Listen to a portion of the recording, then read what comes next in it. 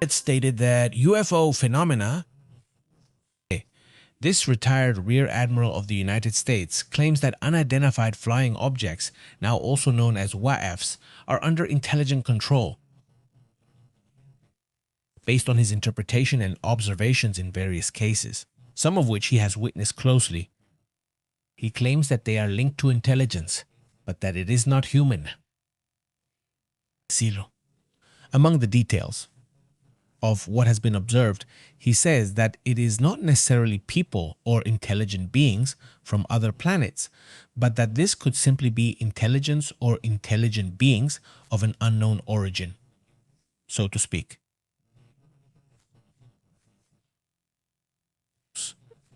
The statement was broadcast on various media outlets, including Fox News, published on May 15. Today, based on an interview between Galludet and Tommy Lauren, according to what is reported in this story. In this interview, the Rear Admiral confirms Quantua. First of all, well, he is a person with experience. He was a Navy SEAL. I mean, he is also a former official who was connected to NOAA for a long time, so he has insider information regarding behavior. Climate behavior, for example, in satellite information, and they've noticed that there are strange things, right? The Rear Admiral stated that they have seen data, they have seen videos. First, a former SEAL, a former official long involved with ocean and atmospheric work. Aseguran que los movimientos que hace no se tienen privileged. He was a Navy SEAL. I mean, atmósfera or the atmósfera a mar, privileged information regarding behavior. They claim that they have created or have emphasized the word transmedium. There are objects that move through 2 or 3 different environments. First, SEAL, privileged behavior. First one who has privileged behavior, he has experiential privilege in terms of behavior. A character. First, he has SEAL. That is, privileged in first SEAL. Privileged in first one has information first. He has first. That is privileged information behavior. First, a SEAL. Privileged behavior. First, he is a Navy character behavior. I'm sure she has seen things with abilities that humans simply haven't achieved yet. The term non-human intelligence, he says, is a topic or a term that is being used more and more. It's important to highlight that. This is still, let's say, a statement that's in progress or still developing. It's not something that can, let's say, be presented as a solid, complete argument. Yet instead, he says it's something that's still being understood. The ocean once again becomes that place, that area of mystery, that area in which, well, there are still many things unknown to human beings. The ocean has become a setting that he says is unsettling, since it is so immense and difficult to monitor. The routes that can be monitored are very limited, he says. The big question is, since these objects do not belong to any country or any country's power, who do they belong to? What are the intentions of these objects? It's a topic that he says is simply unknown. Among the leaks that are being investigated, it has been revealed, he says, that the evidence will gradually become more and more verifiable. Another thing that caught my attention today is this. Notice that there is a weak point for NATO, since there has been a resignation of a prime minister, the prime minister of Latvia. This could also be taken into account by the Russians, specifically to talk about Putin, as a weakness of the Baltic countries. On this occasion, we observe the following. Let's look at the map and move over to the Baltic countries. According to the reports, it will be an alert about the vulnerability of the weak point, the Achilles heel, maybe of NATO.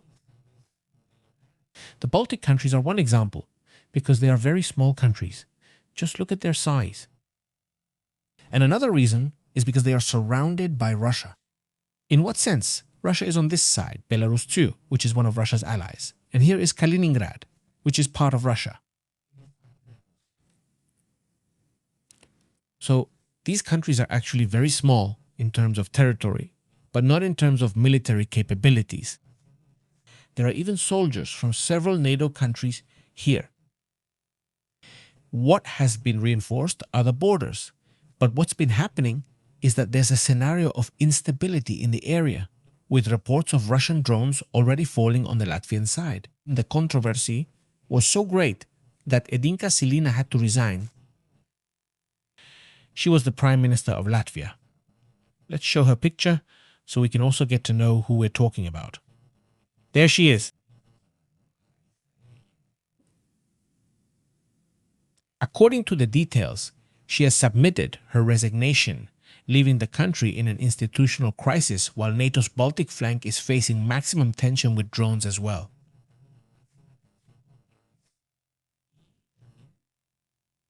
Well, with a hybrid war that has been going on for some time now, where there are failures in the GPS signal, where there are constant cyber attacks, and there have been incidents across these three countries.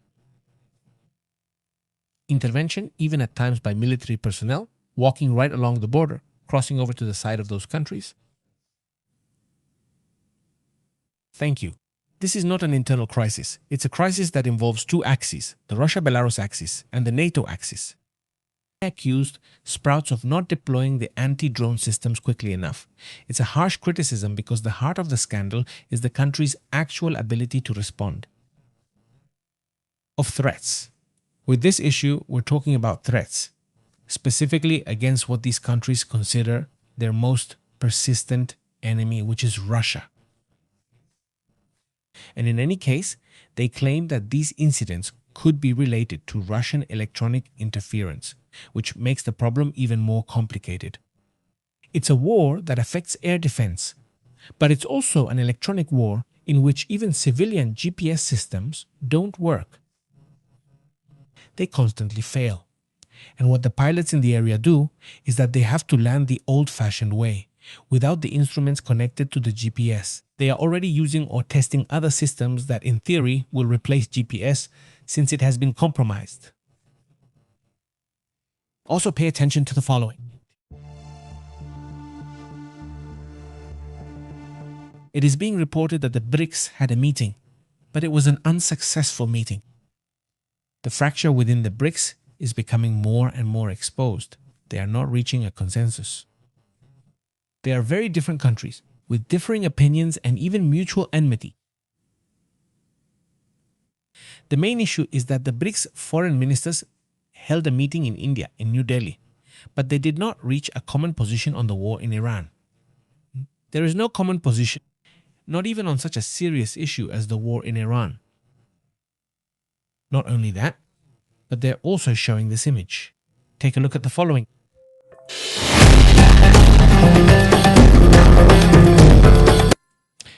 Well, with this music very much in the style of India, doesn't Modi appear? The Prime Minister of India?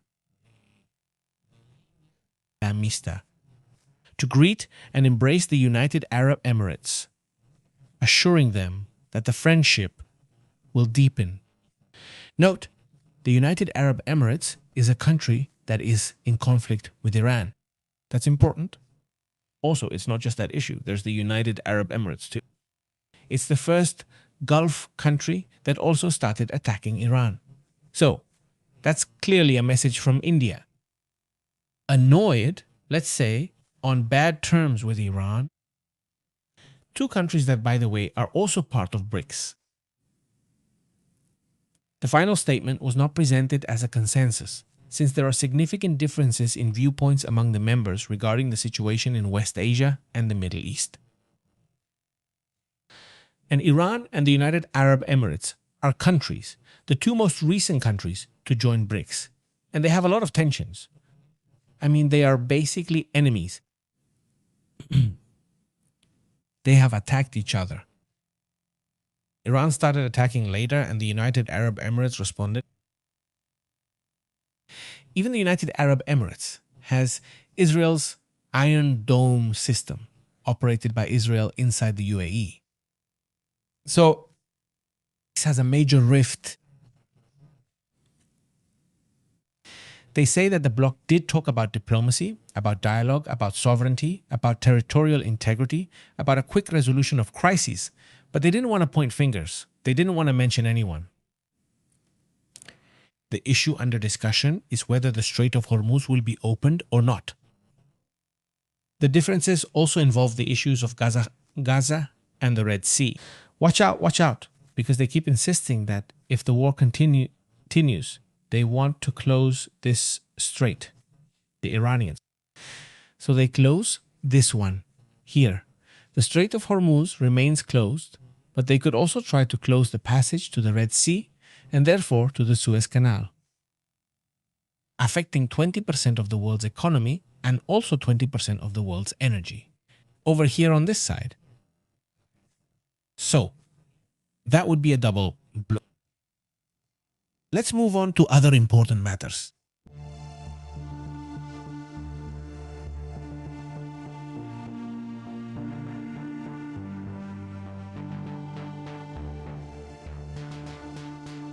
Notice that there is an outbreak of Ebola. Every so often, every few years, there are outbreaks that raise alarms, both at the regional level and even internationally. The outbreak happened in Ituri, a mining and border area, and that also causes concern for Uganda and South Sudan.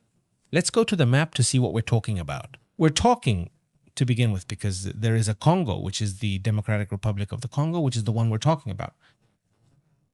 This one is Congo. But today we're discussing the Democratic Republic of the Congo. And the case is serious because it has caused many deaths. We're going to talk about this right now. Look, that's a strain that appeared in this part of the world, and it's got people in Rwanda and South Sudan very worried. Uganda, Rwanda, and South Sudan border the area where the outbreak was found. They found this outbreak here. The most serious thing about the Ebola outbreak is that there are 65 people dead according to reports from the country itself. That's what is known. According to African health officials who have given interviews to The Guardian, they have reported that there are already 246 suspected cases of hemorrhagic fever. In the province of Ituri, the area most affected by the armed conflict taking place there, and also by Ebola. The critical point is that preliminary analyses point to a variant called the Bundi-Buyoyo variant, a strain for which there is no licensed vaccine, unlike the Zaire strain, which does have a vaccine. This one does not. The National Research Laboratory of the Democratic Republic of the Congo detected the Ebola virus in 13 out of 20 samples analyzed, which increases concern about what is happening. With the health teams, the province, the one I mentioned, is called Ituri. They say it's not just any place, it's the region with the most mining towns, and that creates a lot of movement of people, with border routes constantly active as people cross from one country to another. So that would spread this problem very easily. The Africa CDC also called an urgent meeting with the authorities of the Democratic Republic of the Congo, with Uganda, and even with the WHO itself and the pharmaceutical companies in the area, to coordinate a regional response, according to what the director of the Africa CDC himself, Gian Casella, has said. He warned that the high population mobility between the affected areas creates a problem. It's a separate problem, and he is trying to coordinate between the health zones of Monguwalu and Rampawara, which are where there are more reports of suspected cases, as well as for Bunia, a city that is key in the northern part of the Democratic Republic of the Congo. They have already faced other outbreaks at other times. More or less, there have been 16 outbreaks in recent years. It's an area that historically is where Ebola occurs, where this problem appears most often.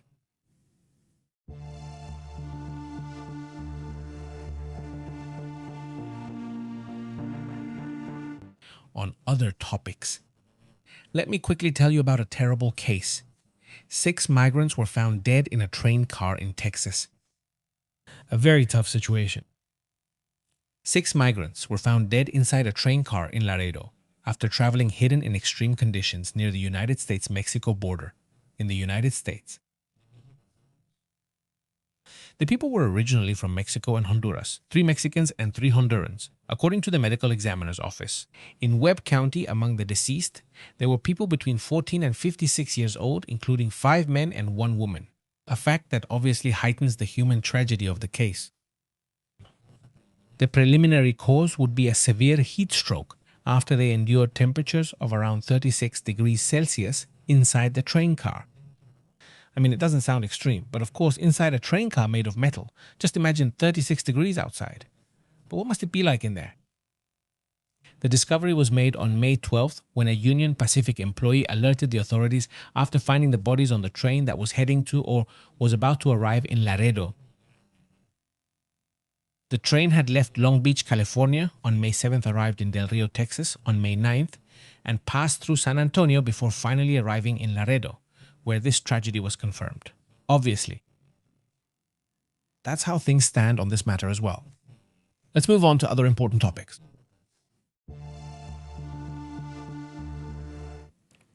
What else do we have here? Look, several things. First of all, let me show you this image. Do you see the way that, well, many jobs are now presented in China, especially for young people? Well, they have to do with digital work, for example, delivery services, right? But also a lot of content creation. A topic that has, well, gained momentum. Since there is already a significant part of the population that is focused not only on appearing on screen, but also on providing some service related to content production. A topic that, they say, has become important, especially for different cities. In those cities, it's a system that's gradually gaining traction and helps to sustain employment for many people. Millions of people who have a job tied to digital work. This is reported in China, but it's something that's happening in practically almost the entire world. Whether it's a part-time job, a longer-term job, it's an issue that's becoming more and more common, more visible, and well, it's also part of this new global economy that we're experiencing.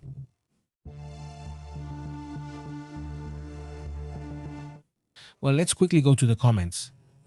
How have you been? How are you doing? Thank you so much for joining us for a little while. We'll get to other matters in just a moment, to what's happening, obviously all around the world. Many thanks to Edilcia, Eduardo, how have you been, Gazduro, MT, Rosalinda, and the whole community that's joining us. Thank you so much for joining us, as it's part of what's happening in the world. We'll be back later with another update on what's happening, not just what's been happening. Let's talk for a moment more. About a very tragic case in which several Italian researchers lost their lives in the ocean. It's a terrible subject, the conditions under which those people lost their lives, and it has some very curious, very strange aspects, especially in the way they lost their lives. In fact, there is still a lack of knowledge about this subject. There are hypotheses about how they lost their lives, but it is not known for sure. The topic is still under investigation, but we'll discuss it now. Rosalinda, greetings. Thanks and good afternoon to everyone joining us. Let's go. Then, let's go to that live stream. Let's head over there.